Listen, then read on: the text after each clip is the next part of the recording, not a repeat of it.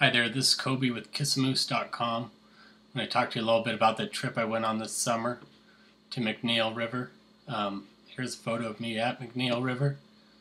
To get a go to McNeil River, it's a lottery permit system. This is an example of the permit that I got. The dates I got this year were the best dates that you could get, which was July 17th through the 20th. The reason why I'd say those are the best dates you can get is because that is the time that it has the highest number of bears and the heaviest bears. If you go later in the year, you'd see smaller bears as well. Like if you just go to the Alaska Dispatch, they wrote an article about me and my trip there. I'll give you a little bit more background information about the trip. But in order to get a go, it's pretty simple. You go to the Alaska Department of Fish and Game's website, and there's a $25 application fee to get a go. If you win, you've got to pay $150 extra if you're in state, $350 if you don't live in Alaska. If you do win, you'll go with a group of 10 people.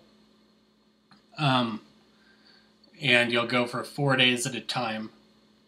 Once you get there, it's roughing it camping. There is water there that you get from a creek. I brought a jet boil to boil my water to keep the parasites out of it.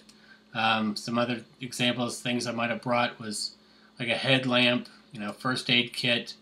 Definitely want a mosquito net. That part of Alaska has a lot of bugs. Bring your bug repellent and stuff like that. This example of a little camping towel that I brought. There is a sauna available there for your bathing. There's also 2 outhouses available. I put all my stuff in dry sacks. Since you are going in on a float plane out of Homer, you definitely have a chance of everything getting wet, and you will be camping. So this Big Agnes tent that I got, it's a 2-man tent and it's really tiny. I also went with the Big Agnes sleeping bag, which is really ultra lightweight. Bought a bunch of lightweight gear for the trip. Generally, the rule of thumb on a float plane is that you can only weigh 250 pounds with all your gear. Since I weighed 220 pounds, I really had to work on getting my gear weight down. One way to do that's the dehydrated meals, and they're pretty good tasting actually. So like here's some photos that I took when I was there. Definitely the highest concentration of brown bears in the world. You're going to be really up close and personal with the bears. You'll spend about 8 to 10 hours a day viewing the bears, and you're going to get really, really close. You have to hike in 2 miles, crossing rivers, wearing hip waders, stuff like that. It's not the easiest place to get to. And if your health isn't the best, I probably wouldn't recommend the trip. Here's an example of how close you can get to bears there. This is 2 good-sized bears, maybe 1,000, 1,100 pounds, fighting.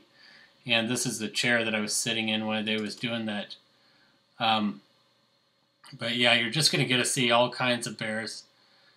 And it's probably the best trip you could do in Alaska. It's pretty rare to get a go. I've talked to professional photographers that have applied for 13 years in a row and never got the chance to go. But there's also no other place that you can see, scenes like this with the large number of bears. At one point, I saw 62 bears at once. But you need to get signed up by March 1st in order to get a go. And I don't know, here's a few more little pictures and then I'll let you go.